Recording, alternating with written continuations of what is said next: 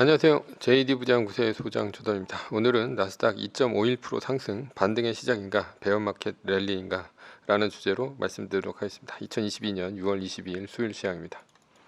유튜브 멤버십에서는 최근 JD 부장구소 투자 현황 및 자산 현황에 대해서 알 수 있습니다. 관심 있으신 분들은 동영상 아래 댓글 링크를 참조해 주시기 바랍니다. VH체인저 1,2건이 절찬리에 판매 중에 있습니다. 2022년 6월 JD 부장구소 심리기 모집 공고를 합니다. 부동산 강의와 부동산 주식 패키지 강의는 이미 마감이 되었고요. 주식 강의만 다음 주 일요일까지 모집을 하니 관심 있으신 분들은 동영상 아래 댓글 링크를 참조해 주시기 바랍니다. 뉴욕 마켓워치 각국 통화정책 파장 주목, 주식 올라가고 채권 떨어지고 달러 혼조다라는 기사가 있는데요. 어제는 나스닥이 2.51%, S&P 500 지수는 2.45%, 다우존스 지수는 2.15% 오르며 3대 지수 모두 큰 폭으로 상승했습니다. 메인 이슈입니다. 나스닥 2.51% 상승, 반등의 시작인가, 베어마켓 랠리인가. 어제 나스닥이 2.51% 오르며 큰 폭으로 상승했습니다. 어제 왜 올랐는지 정확한 뉴스가 없습니다. 즉 뉴스 없이 올랐습니다. 그래서 이야기하는 것이 너무 많이 떨어져서 저가 매수세가 유입되었다라는 것이 이유입니다. 그러나 한 가지 정확한 사실은 지금의 반등의 시작인지는 의문이 있다는 것입니다. 왜냐하면 상황의 반전이 나올 만한 사실이 없었기 때문이죠. 반전이 나올 만한 사실은 무엇이냐? 공급치 요인으로는 유가 하락의 요인, 즉 러시아 우크라이나의 전쟁이 끝나는 것이고요. 그래서 물가가 하락하는 것이 보여야 합니다. 수요 측 요인은 연준이 금리를 더 이상 올리지 않아야 하는데 지금까지 주가가 이렇게 많이 떨어지고도 그런 확실한 사실이 없이 올랐다면 베어마켓 랠리일 가능성이 큽니다. 바닥이 아니라는 이유는 여러 가지가 있습니다. 개인들의 투매가 나오지 않았다. 채권 금리가 안정적으로 올라야 한다. 채권 이익이 그리고 공포지수가 30이 아니라 40에서 50까지 올라야 된다. 대장주인 애플이 한 40%는 빠져서 $100까지는 가야 한다. 등등 바닥을 보이는 신호들이 지금까지 안 보였다는 것이죠. 그런데 위에 모든 것이 다 나왔는데 떨어지고 있다면 언제가 바닥입니까? 반대로 위에 모든 것이 나오지도 않았는데 반등이 오고 있다면 정말 위의 지표가 맞는 것입니까? 주가의 바닥이 어디인지는 아무도 모릅니다. 오늘이 오르는 첫날일 수도 있습니다. 바닥은 지나고 나서야 알 수 있습니다. 우리는 단지 주가에 대응할 뿐입니다. 사실 어제 오르니 기분은 좋습니다. 오르면 주가 올라서 좋고 떨어지면 저가에 매수할 수 있어서 좋습니다. 다 이렇게 양방으로 좋은 것이 마이너스 3% 떴을 때 팔았기 때문입니다. 그래서 떨어지면 말뚝박기를 할 수 있어서 좋고 두 구간 오르면 V자 반등으로 올인할 수 있어서 좋습니다. 결론입니다. 뉴스에 휘둘리지 않습니다. 어차피 뉴스는 소음일 뿐입니다. 진짜 중요한 것은 돈을 넣어야 오르고 돈을 빼야 떨어지는 주가 자체가 중요합니다. 시장은 속내를 숨기지 않습니다. 좋은데 어떻게 안 사고 나쁜데 어떻게 안 팝니까? 우리는 단지 매뉴얼로 대응할 뿐입니다. 서브 이슈입니다. 부동산으로 돈 버는 방법 두 가지. 여기서 말하는 부자란 현금성 자산 10억을 갖고 있는 사람을 얘기합니다. 현금성 자산 10억이면 별것 아니라고 생각하겠지만 사실이 아닙니다. 금융자산 10억 이상 부자 40만 명 육박, 전체 인구의 0.76% 차지. 매년 KB금융그룹과 하나금융그룹에서 부자 보고서를 내는데 이 기준이 바로 현금성 자산 10억 원인 사람을 부자라고 정의합니다. 대한민국 전체에서 40만 명밖에 없고 비율로 따지면 0.76%입니다. 여기서 5억 갭 투자 10개에서 자산 10억이라고 얘기하는 부동산 집거지는 제외입니다. 이런 집거지들 전세와 대출 등 부채 빼면 자산이 현금성 자산이 3억 원도 안 될 것입니다. 3억 원도 솔직히 많습니다. 왜냐하면 그 이상 있다면 또다시 갭 투자해서 부동산을 늘리기 때문에 당연히 현금성 자산이 없습니다. 그래서 부동산이 많은 사람은 다주택자지 부자가 아닙니다. 그러니 KB금융그룹과 하나금융그룹에서 현금성 자산 10억 원을 가진 사람이 부자라고 정의하는 것입니다. 부동산 카페에 가면 부동산 부자들이 많습니다. 심지어 100채 이상을 갖고 있는 사람도 있죠. 그러나 이 사람들 절대 부자 아닙니다. 집거지일 뿐입니다. 투자 방식은 무피 투자입니다. 1억 원짜리 주택을 사고 전세 8천만 원을 넣었는데 이 전세가 올라서 1억 원이 넘어 실질적으로 돈이 안 들어가는 투자를 무피 투자라고 합니다. 이렇게 전세금 올라가면 남은 전세금으로 또다시 갭 투자해서 주택을 늘리는 것입니다. 이래서 집이 50채 100채까지 늘어납니다. 그러나 이런 사람들은 불황기에 아주 취약합니다. 다주택자는 주택이 많아 자산만 커 보이지 현금은 없는 거지일 뿐입니다. 솔직히 팔아서 현금이 손에 있어야 부자지 팔지 않으면 부자가 아닙니다. 그러면 팔면 되지 않겠는가? 아닙니다. 팔 수 없습니다. 왜냐하면 부동산 상승기에는 양도세가 중과되기 때문입니다. 문재인 정부 시절 1가구 2주택자는 75%, 1가구 3주택자는 82.5%가 양도세입니다. 그런데 어떻게 팝니까? 10억 원이 올라도 팔기 힘듭니다. 양도세 중과가 없어져야 팔 수 있습니다. 그렇다면 양도세 중과가 없어지는 때는 언제인가? 부동산 하락기입니다. 부동산 하락기는 양도세 중과가 없어지는 때입니다. 부동산이 얼마나 떨어지면 그리고 어려우면 양도세 중과를 없앱니까? 따라서 양도세 중과가 있을 때는 부동산이 오르고 양도세 중과가 없어져 팔만하면 부동산이 떨어지니 팔 기회가 없는 것입니다. 그런데 어떻게 시기적으로 아주 잘 맞아서 양도세 중과가 없어져서 팔 기회가 생겼다고 칩시다. 이때는 매도자와 매수자의 호가 차이가 나서 팔리지 않습니다. 요즘에 윤석열 정부 들어와서 양도세 중과를 1년 한시 유예했습니다. 그러자 다주택자 매물이 쏟아져 나왔습니다. 경기도 외곽과 서울 외곽 그리고 지방 등의 아파트가 나오는데 몇 억씩 떨어졌다는 기사가 줄을 이룹니다. 매수자 우위 시장입니다. 왜냐하면 공급이 많고 금리가 오르기 때문입니다. 불황기에는 금리가 올라 매수자가 매수를 꺼리는 상황입니다. 주택담보대출은 이미 7%를 넘었고 올해 안에 8%에서 9%까지 갈 수 있습니다. 미국 같은 경우도 지금 6%를 넘었고 주택 거래가 잘 안 된다고 합니다.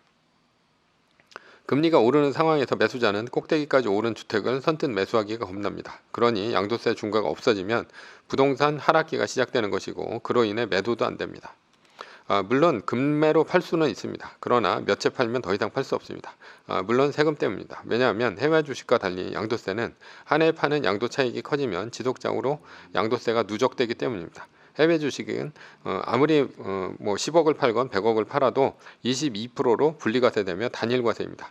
그러나 양도세는 비율로 과세를 때립니다. 양도 차익이 1200만 원 같이 적을 때는 6%이나 8800만 원을 넘어가면 35%나 됩니다. 물론 누진 공제는 빼주긴 합니다. 그래도 30%는 넘습니다. 그래서 1억 원 넘는 양도 차익을 남기는 순간 더 이상 팔 수가 없게 되죠. 그래서 양도 차익은 다음 해로 넘어갑니다. 그런데 다음 해는 더 어렵습니다. 왜냐하면 양도세 중과를 없앴다는 얘기는 부동산 하락기가 시작됐다는 얘기고 내년에는 더 팔기 힘들다는 얘기입니다. 오히려 다음 해에는 양도세가 문제가 아니고 아파트 KB 시세가 떨어져서 원리금 상환과 역전세난이 나게 생겼습니다. 올해 몇 채 팔아서 돈을 벌었어도 번 게 아닙니다. 내년에 원리금 상환으로 메워야 할 것이 더 많은 상황으로 해가 지나면 지날수록 더 어려워집니다. 2008년도까지는 부동산이 올랐지만 2009년도부터 쭉 어려워져서 2012년도에 부동산 바닥 찍고 2016년도에 겨우 본전 수준으로 찾는 수준으로 갑니다. 따라서 2021년까지는 부동산이 올랐지만 2022년서부터는 떨어지다가 2024년에 부동산 바닥 찍을 수 있는 상황이 올 수도 있다는 뜻입니다. 그러니 올해보다 내년이 어렵고 내년보다 후년이 더 어려운 상황이 될 수도 있습니다. 세금과 경기가 동시에 나빠진다는 얘기입니다. 사실 다주택자는 부동산 바닥 찍을 때 여러 채 집을 가지고 있다가 불황기에 원리금 상환과 역전세난 맞으면서 바로 경매로 모든 부동산 날리고 부자는커녕 한 번에 신용불량자 될 수도 있습니다. 10년 전인 2016년도 얘기입니다. 부동산 경매부터 안 해본 것이 없는 아줌마가 있었습니다. 당시 부동산 경력이 무려 15년이었습니다. 부동산이라면 산전수전, 공중전, 육박전까지 전부 경험했습니다. 그런데 얼마 전 한탄을 했습니다.